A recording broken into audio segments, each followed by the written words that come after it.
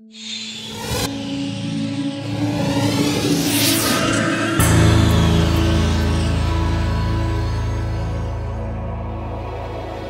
take globalization as a norm, as though it's the only way forward in today's world. But is this really ideal?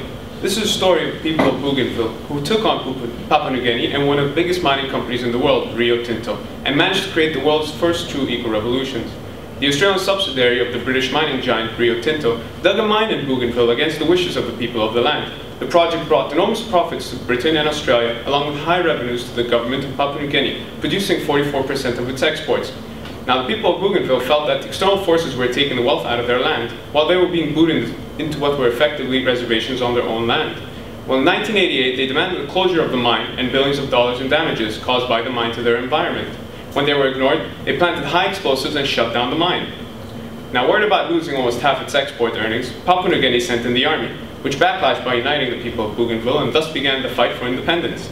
As a result, Papua New Guinea implemented a blockade around the island that lasted for 7 years, and it prevented supplies from entering the island. The people of Bougainville rose against the challenge of the blockade together, forced to learn the hard way that necessity is the mother of invention, and their solutions came from their land.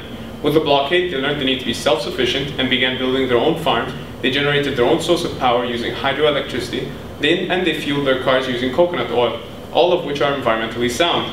The people of Bougainville showed that through all their hardship, they could run their own state, especially with the ecological innovations they aim for. They are inspiring other Pacific communities across the nation, across the region. Resistance to and compensation for ecological devastation is up considerably. Once news of the island defeating the global influence spread, the international community got interested and peace talks began in '97. A question of interest here is, with an increase in international affairs, is it possible for the people of the island to lose the peace and freedom they had while during the blockade? Fear could be that multinational companies will one day come back and develop the land for their own mining interests. As long as profit is an interest, it will always be an issue to all the future Bougainville generations who don't want the life globalization has to offer and are content on the simple life. Using nature to their survival rather than converting the environment to their needs seems fair to the people of Bougainville. So what am I trying to get at right now? Well, the nature of the conflicts themselves demonstrate to us the most common and destructive of all forms of war that exist in modern times.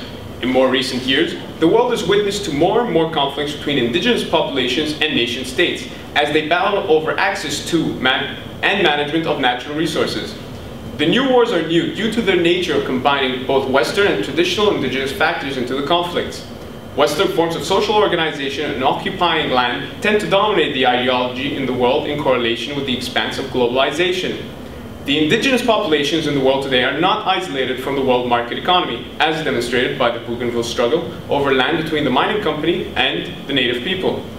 This global framework of understanding globalization's positive and negative impact and the new war's conditions is important in understanding today's most poisonous conflicts, many of which are occurring in Africa, the Middle East, and Oceania. It is true in many cases that globalization has offered modern-day luxuries at the expense of people's land. Globalization is the reason why I can wake up in the morning, throw off my made in Taiwan quilt, use my Chinese toothbrush with my American toothpaste, and affordably enjoy what the world has to offer.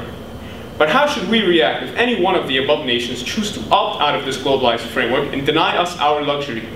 Is it not our responsibility and their right to let that choice become a reality? Or does the price of affordable toothpaste really equal $3.99 plus tax plus life? Thank you.